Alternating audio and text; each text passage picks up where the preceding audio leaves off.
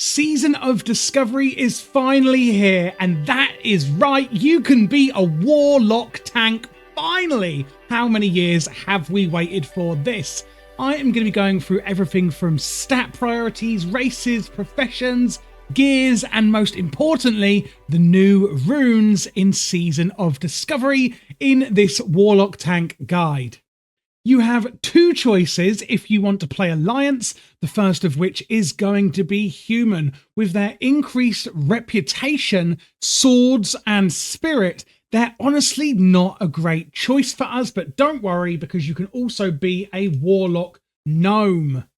They are going to have increased arcane resistance, an expansive mind, meaning even more intellect at the tune of 5%, they have an engineering specialization, and yes, engineering is the way to go with professions in phase 1 of Season of Discovery, and they have the escape artist trait, which means they can escape the effects of any immobilization. So if you're going to be Alliance, Gnome is the way to go.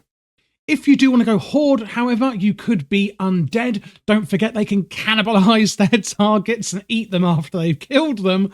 Or we have some shadow resistance on there as well. Underwater breathing, don't forget, which is kind of useful, I guess, for when you want to breathe underwater. And they have Will of the Forsaken, which makes them immune to charm, fear, and sleep while active.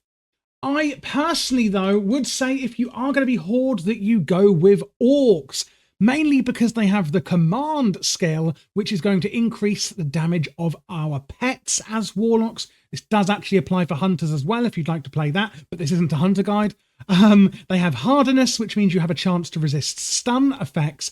They have an Axe specialization, not really going to help us here, but they do have Blood Fury, which is going to increase the base melee attack power for 25%, but it is, however, going to reduce your healing received, and as a tank, that probably isn't the best thing for us, but if you're feeling risky, then you can always use it. Looking at our favourable stat priority, we are going to be going with Stamina up first, then Armour, and then Spell Hit, Spell Power, and lastly, Agility. Now, Stamina is going to give you more health, Armour is going to give you more armour and reduce your damage taken. Spell Hit is actually a really important one, even though it is at third on this list. Spell Power is going to cause us to do more and more damage, so that is also really useful. And Agility is actually going to give you a higher dodge chance, which is really useful, of course, as a tank. There is actually going to be a lot more Agility cloth gear added to the game to actually work for Warlock tanks, so don't worry about that as well. Blizzard have thought about that. Looking at the talents then, we're going to be using this, which is a bit of a mixed build of Affliction and Demonology. First up, let's go from left to right. So let's start with Affliction. We're going to put 5 out of 5 into Improved Corruption on the top row. This is going to reduce the cast time of your corruption spell. And then on the second row, we're going to have improved life tap, increasing the amount of mana rewarded by your life tap by 20%. Then heading on over into Demonology, we're going to shove our 5 remaining points, because we don't have many, remember, we're only level 25 in phase 1. We're going to shove that into Demonic Embrace, which is going to increase our total stamina, but reduce our spirit by 5%, but who cares about that? So now looking at the gear, there's a few notable pieces I want to share with you. First up is going to be on the right, the Lucky Fishing Hat. Now, if you hate fishing like me, then you're not going to get this because it is actually from the Fishing Extravaganza in Stranglethorn Vale, and you need to get this by fishing up the rare Kiefer's Anglefish. Then we've got the Arena Grandmaster, arguably even harder to obtain, which of course is going to make you're going to need to defeat everyone in the Gurubashi Arena about a gazillion times and then get your trinket, which, is going to be really busy as the season has just started. A bit easier then, thank the Lord, is Stitch's Femur, which has a 95% drop chance from Stitches. And then I've put here Item of Stamina, or the Monkey. Now, if you remember in Classic, or maybe you've been playing Classic for a while, there used to be these Items of Stamina, Items of the Monkey. There was a lot of other ones, but there was a Serpent and other stuff. And basically, any items that have this, any that are items of stamina or the monkey, are going to be really, really useful for you as a Warlock tank, and you can use these. Now, of course, what we're all waiting for, what runes are we actually going to put on to the gear that we're getting? So there is one option for the first one, two options for the second, and two options for the third, which I've color-coded beautifully for you here. So the first up, which we're going to absolutely go for, is Metamorphosis, which is going to transform you into a terrifying demon, increasing your armor by 500% and lots more. What is the lots more? I'm going to tell you right now. So we are going to be able, it's going to reduce the chance that we will be critically hit, not that of our crit chance, but that we will receive a critical hit. It's going to increase our threat by 50%, woohoo, because we're a tank. Increase the mana gained from life tap by another 100%. Transforming the functionality of some of our abilities and granting some new abilities as well. This is absolutely huge. This is crazy. Searing Pain is now going to be instant. Shadow Bolt is going to actually now become Shadow Cleave. This is a Shadow Bolt melee attack that hits up to 3 nearby enemies and does have a 6-second cooldown. Fear is replaced with Menace, which taunts the target to attack you, but has no effect if the target is already attacking you. So you're literally getting a taunt. Honestly, like, I'm blown away how they're changing these specs around in Classic Plus for like tanks and stuff. I think a Warlock tank is so exciting. It really is. The other one is Demonic Charge. You can charge an enemy and stun it for 1 second.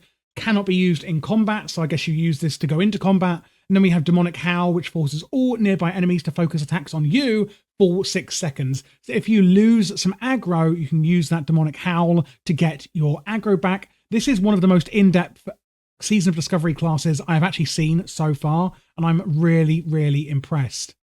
Okay, going on to the leg runes, which is Demonic Grace and Incinerate. Let's have a look at which one you would want to take here. They are both highly viable, hence why I am including them both in this options. The Demonic Grace surges you with fell energy, increasing your pets and your own dodge chance by 30%, and your chance to critically strike with all attacks by 30%. This is 6 seconds it lasts, and it's on a 20-second cooldown, and it is instant. This does mean that if you keep this up as much as physically possible during a fight, it's going to average out at about a 10% dodge chance, 10% reduction in incoming damage due to the dodge chance, which is fantastic. And of course, the additional crit isn't going to go, without being wanted, and that is actually going to enhance our threat generation, don't forget. Then we're going to go on to the Incinerate one, which I would say is the more offensive. So you can sort of see as Demonic Grace is defensive, Incinerate is offensive, if you will. This is going to burn your enemy and increase all fire damage you deal by 25% for the next 15 seconds, which is huge. So it is going to do more damage than our basic fire spell, which is Searing Pain, but more importantly, it's actually going to buff our fire damage we do as well. Meaning, of course, for the next 15 seconds, we are doing 25% more damage, which means 25% more damage overall. That then, in tandem with our Searing Pain, when we're using it, is actually then going to cause our Searing Pain to actually generate even more threat, because, more damage, more threat, etc. Then moving on to whatever slot these go on, it's the chest slot. We've got Lake of Fire and Master Channeler. First one is Lake of Fire. When you use Rain of Fire, it's then going to leave a lake of fire on the ground that is also, FYI, going to increase all fire damage done by you and your pets. It's basically a ground effect that the lake has, and it is going to anything standing in it is going to take 40% increased damage. It is assumed, therefore, that the Lake of Fire pool on the ground and the Incinerate fire buff are actually going to work together, with using Incinerate to increase our fire damage, using our Rain of Fire to leave that Lake of Fire to do even more fire damage, to do even more threat from our fire damage. Then, last but not least, we do have Master Channeler. This is our second chest slot option. This is, again, the more defensive one, so Lake of Fire being offensive, Master Channeler being defensive. Yes, Lake of Fire, offense, Master Channeler, defense. This is going to transform our drain life from a channeled spell into a 3 times as long damage over time ability that is also going to provide extra healing, which is fantastic.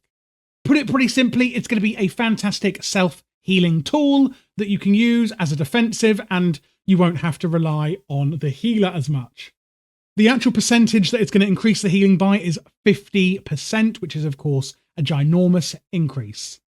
So now that we've pulled it all together, let's actually talk about the rotation that we're going to be using. Now, first and foremost, we're going to be using that Incinerate to get that fire buff up so we can do even more damage. And then we're going to cast our Rain of Fire, which is likely going to put that lake on the ground if we have chosen that rune. Then we're going to use our Searing Pain spell. And this is basically going to just be our kind of filler fire spell that we're going to be using on the go. With the Shadow Cleave, that again, remember, comes from that rune, that's going to change your Shadow Bolt, or whatever it's called, into Shadow Cleave. We're going to want to use that absolutely on cooldown. After that, then, you can then start using your dots or damage over time, and I will put a priority order here for you now. After that, you can then use your Demonic Grace, again, if you are taking it. And lastly, we do have our Life Tap, remember, which is going to convert health into mana. I wouldn't suggest using this too much unless you are absolutely, brimming with, the fountain of youth and don't really need as much health at all, but are really low on mana. And that is it. That is how we're going to be playing Warlock Tank in Season of Discovery. I'm really interested to see how these do. I think it's the most interesting tank I've covered so far. There's also a Shaman tank and a Rogue tank, as of course the normal tanks as well. But let me know your thoughts down in the comments below. And I am going to be playing Season of Discovery myself. So if you do want to play along with me, discuss it, etc., then do join my Discord where we have some other players playing as well.